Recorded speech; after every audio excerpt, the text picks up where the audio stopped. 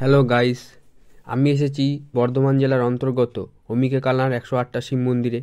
ভিডিওটি প্রথম থেকে শেষ অবধি দেখো, ভালো লাগলে লাইক, কমেন্ট, সাবস্ক্রাইব করে দিও। আমাদের প্রধান আকর্ষণ অম্বিকা কালনার 108টা শিব মন্দির। এই শিব মন্দিরে একটা সাদা বর্ণের এবং একটা কালো বর্ণের শিবলিঙ্গ আছে 74টা, আর ভিতরের দিকে শুধু সাদা বর্ণের শিবলিঙ্গ আছে 34টা। এই মন্দিরের ইতিহাস তোমাদের কাছে শেয়ার করব। এই মন্দিরটি নির্মাণ করেন বর্ধমানের মহারাজ তেজ বাহাদুর 1809 সালে। তিনি ছিলেন শিব ভক্ত। শিবের ধ্যান থেকে ভাবনা জন্মায় 108টা শিব মন্দিরের।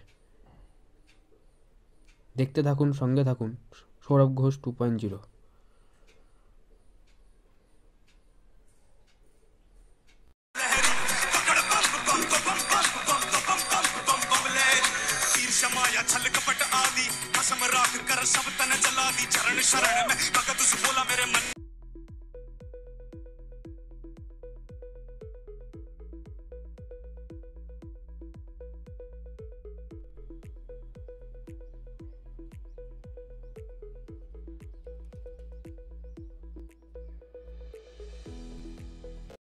কেউ যদি ট্রেনে করে আসতে চাও, হাওড়া থেকে কাটোয়া লোকাল ধরবে, আর কাটোয়া থেকে আসলে ব্যান্ডেল লোকাল ধরলেই আসতে পারবে।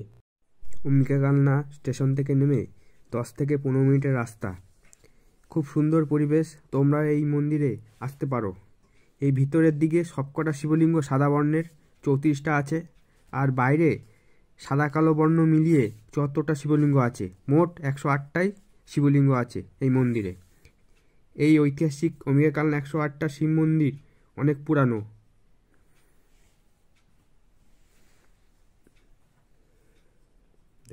এখানে দেখতে পাচ্ছ গোল করে ঘেরা, এখানে একটা কুয়ো আছে। আগে এখান থেকে জল তোলা হতো।